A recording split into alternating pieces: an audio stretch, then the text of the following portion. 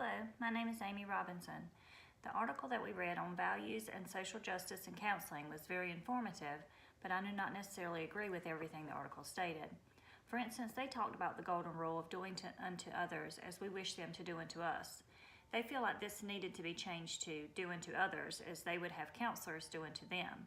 The reasoning behind this was because when applied to the area of counseling, counselors can mistakenly presume that what they would desire for themselves in development and well-being applies to everyone, including people from distinct cultures and contextual experiences. I do not necessarily agree with this, but I would change the golden rule for myself to do unto others as Jesus would do unto them. This will help to keep my mind open that everyone that we counsel is one of God's children, even if they're of a different culture, sexuality, race, or etc. Seeing each individual through Jesus' eyes can give us a concept of love, respect, and looking out for that person's well-being, regardless of the differences. This week in my Bible study, we've been studying Romans 12, 9 through 21. I feel like these scriptures go along with the social justice and applies to us as Christians and as Christian counselors. I will share with you Romans 12, 9 through 13, which is reading in the NIV version is, "Love must be sincere. Hate what is evil, cling to what is good. Be devoted to one another in love. Honor one another above yourselves.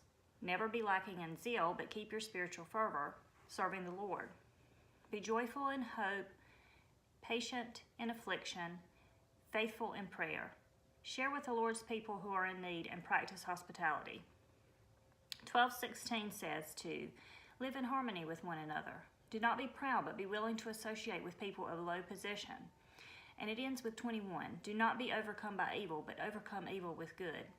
These are such powerful verses, and I urge you to read through them and apply them to your life as a Christian counselor. There are 21 character qualities in these verses, and ask yourself which one will you pick up today to help you with any biases that you have, and that will help open your mind to the issues with social justice in our counseling profession in the world today. With a focus on social justice, I will look at Romans 12:16 of living in harmony with one another and not being too proud to associate with people in low position. This is a character assessment that we all have to evaluate in counseling others. As we learned in the Granello and Young material, the need of counseling is vast in the lower socioeconomic level. We read about the African-American lady who entered her job in the profession thinking that she would make a huge difference in the lives of other African-Americans, only to find that they could not relate to her because they were poor, had lived tragic lives, been exposed to drugs and prostitution, violence, and a number of other things that she just could not relate to. We need to go into the field knowing that this is a vast area and that we'll be helping and to be aware of the differences and the hurdles that they have to overcome.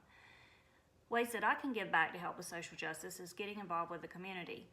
The article talks about advocating, and volunteering is one way that we can do that and to be exposed to some of these issues that we are going to face in the counseling profession.